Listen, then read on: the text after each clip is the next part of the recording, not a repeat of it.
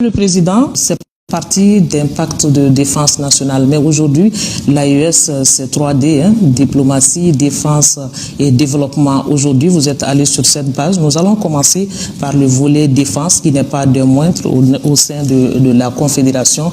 Dites-nous, quelles sont les avancées notoires par rapport à cette question de défense? Qu'est-ce qui a été fait dans le cadre de l'harmonisation, de la coordination des actions militaires? Merci, Sira.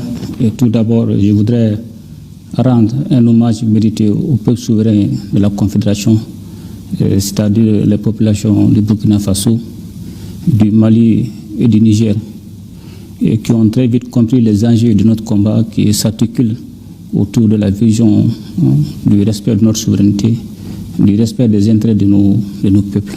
Depuis la consécration de la création de la Confédération le 6 juillet 2024 à Niamey, et aussitôt les différents ministres de la Défense et les chefs d'état-major généraux se sont mis à la tâche. D'abord, en un premier temps, il y a eu la mise en place des officiers de liaison dans les différents pays afin de coordonner les différentes opérations. Ensuite, il y a une phase de montée en puissance pour aboutir à la force unifiée. Parce que quand vous regardez dans la feuille de route de l'A1 de la Confédération, le Mali était demandé de travailler pour la mise en place de la force unifiée.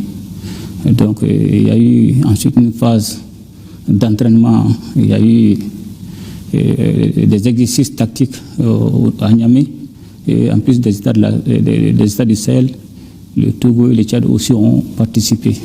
Donc c'était le début de la montée en puissance. Donc aussi il y a eu la formation des officiers d'état-major par l'école de maintien d'Alou Blonenbe du Mali.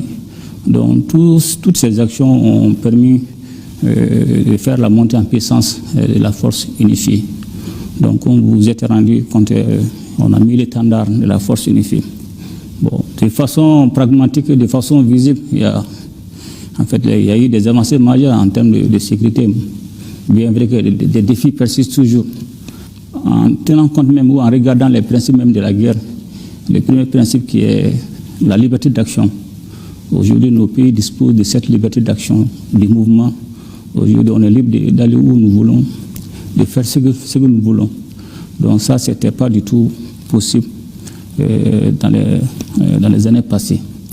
Donc quand vous regardez aussi, depuis 2023, il y a eu plusieurs opérations conjointes contre ces groupes armés terroristes, dont les plus récents sont IRECO 1 et IRECO 2. Donc ces opérations nous ont permis effectivement de neutraliser plusieurs groupes terroristes, et surtout des leaders, ce qui n'a pas été possible à travers certains pays étrangers ou certains pays de puissance qui avaient même mis la tête de ces chefs terroristes en termes de prix. Donc aujourd'hui, force est de reconnaître qu'il laisse aujourd'hui parvenir à changer cette dynamique, non seulement à neutraliser des centaines de terroristes et détruire plusieurs sanctuaires terroristes.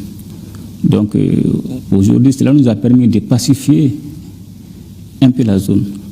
Donc quand vous regardez aussi en termes d'autonomie stratégique, nos pays ont beaucoup souffert du fait qu'on n'avait pas cette liberté, cette possibilité d'acheter aisément les équipements parce que c'était sous-traité par des pays qui instrumentalisaient ce secteur pour pouvoir nous influencer. Mais il faudra vraiment force et de reconnaître aujourd'hui, facilement avec des partenaires sincères, nous parvenons à nous équiper et à mener nos opérations de jour comme de nuit et en ayant toujours l'initiative. C'est-à-dire nous pouvons attaquer l'ennemi avant que ce dernier ne déclenche les hostilités. Donc tous ces facteurs n'étaient pas du tout possibles. Mais Dieu merci, aujourd'hui, c'est vrai, les défis persistent parce qu'aujourd'hui, quand vous regardez, nous ne sommes plus dans la phase traditionnelle de combat contre le groupe armé terroriste. Maintenant, c'est la phase géopolitique. Parce que quand vous regardez l'environnement, le fait que les modes opératoires de ces groupes armés terroristes changent en longueur de journée, et cela veut dire qu'il y a tout un arsenal derrière qui développe la stratégie, qui oriente les cibles en fonction de leur en fonction des enjeux géopolitiques. Certains partenaires mécontents qui ont été aujourd'hui chassés de nos territoires, et sachant bien que c'est une question de survie, parce que non seulement ils ont perdu leur position en termes de géopolitique, en termes d'influence, aussi ils ont perdu en termes de ressources dont ils ne vont jamais nous laisser tranquilles et forcément vont essayer de nous créer des problèmes. Mais de façon globale, je pense qu'aujourd'hui, la Confédération AES a marqué beaucoup de points. S'imposer sur le plan international n'est pas chose aisée. Alors comment l'AES répond-elle aux critiques extérieures? Vous savez, il n'y a pas d'amitié, il n'y a pas... C'est la guerre des intérêts, c'est des conflits de positionnement. Tout est lié souvent à des questions de ressources. Donc ces pays qui autrefois s'accaparaient aisément de nos ressources et essaient toujours de nous mettre dans des conditions misérables. Et la dynamique a changé avec les autorités de l'AES, parce qu'aujourd'hui nous nous inscrivons dans la dynamique de défendre tout ce qui est notre souveraineté, de défendre les intérêts de nos peuples. Et ces intérêts sont forcément aujourd'hui liés aux ressources stratégiques, tout ce qui est l'or, tout ce qui est le lithium, tout ce qui est gaz, tout ce qui est uranium. Donc c'est le changement de cette dynamique. Nous avons demandé un partenariat gagnant-gagnant, mais ceux qui pensaient chaque fois nous traiter des pays misérables ont très vite compris, se sont très vite rendus compte que c'est eux qui sont misérables et c'est eux qui sont pauvres. Donc c'est de bonnes guerres de jeu. Je ne les en veux pas s'ils défendent les intérêts comme tout pays doit défendre ses intérêts. Mais ils ne vont pas lâcher. Ils ne vont pas lâcher, il ne faut pas se cacher la face. Ils vont toujours tenter de nous créer des narratifs, non seulement pour jouer sur nos réputations. C'est, comme on le dit, c'est la guerre d'influence et de manipulation. C'est des questions géopolitiques. Les États s'imposent par la diplomatie aujourd'hui. Nous avons constaté que l'AES parle d'une seule voix. C'est très important pour les États du Sahel pour pouvoir se faire entendre au niveau international. Dites-nous, quelle est l'harmonisation à ce niveau? Comment arrivez-vous à harmoniser vos points de vue et parler d'une même voix? Donc, effectivement, vous avez raison. Quand il y a eu la Confédération, la naissance de la Confédération, certains ne nous prenaient pas au sérieux. Mais aussi il y avait cette dynamique de nous diviser, de nous distraire. Donc il fallait comprendre cette stratégie et pouvoir aussi la contrer. Donc heureusement on a vite compris et nous nous sommes préparés. Parce que la dynamique qui a été en place, c'était de pouvoir faire en sorte que l'AES ne puisse pas exister.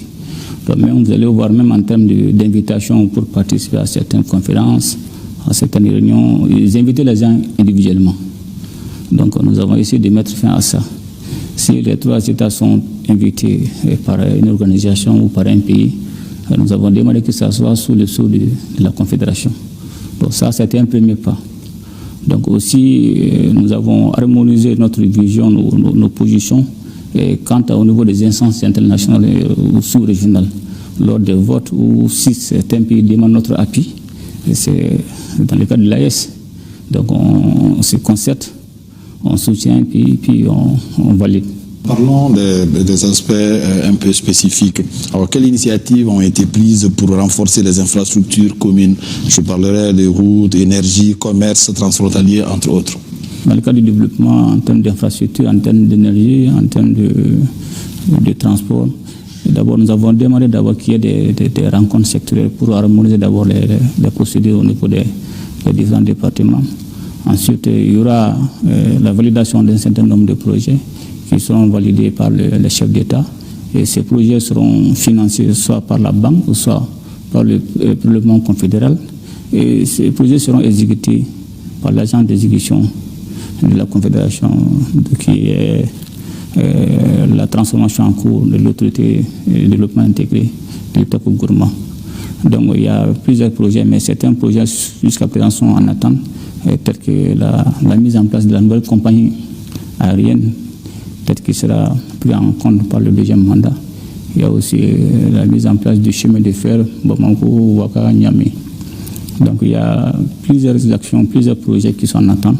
Donc nous avons mis les soubassements, les bases solides Maintenant, je pense que nous serons plutôt orientés pour le deuxième mandat sur le projet de développement. Tout ce dont vous venez de parler, tout cela concourt au développement. Dites-nous, quels sont les acquis économiques aujourd'hui que nous pouvons noter sous votre présidence de l'AES? Dans la feuille de route, il était demandé d'abord de créer la banque de développement et d'investissement. Donc aujourd'hui, je pense que cette banque aujourd'hui est une réalité. Elle est déjà créée, les conseils d'administration ont été déjà mis en place, il y a eu la nomination de ses membres. Donc, cette banque aura un capital de 500 milliards. Donc, cette banque va nous permettre de financer les projets de la Confédération, non seulement dans le domaine d'infrastructure, dans le domaine de l'énergie, dans le domaine de l'éducation, dans le domaine du transport. Mais ce n'est pas tout. Parce que quand vous regardez, nous avons décidé de transformer l'autorité de développement intégré, le Toko Gourmand ALG, en agence d'exécution pour les projets et programmes de la Confédération. Donc cette transformation est déjà en cours. On a mis une administration provisoire pour 6 mois. Il y a eu un audit aussi qui est en cours. Il y a eu un comité d'experts qui est en train de travailler sur la transformation de cette agence d'exécution. Je pense que le processus doit être finalisé d'ici normalement à la fin 2025. Et aussi, les premières opérations doivent commencer en 2026. Et vous pourrez suivre l'intégralité de cet entretien juste après cette édition. Direction à présent l'aéroport international président Modibo Keïta Sénou. C'est demain 23 décembre que s'ouvre la 2e session du collège des chefs d'État de la Confédération des États du Sahel ici au CICB. Aujourd'hui, lundi,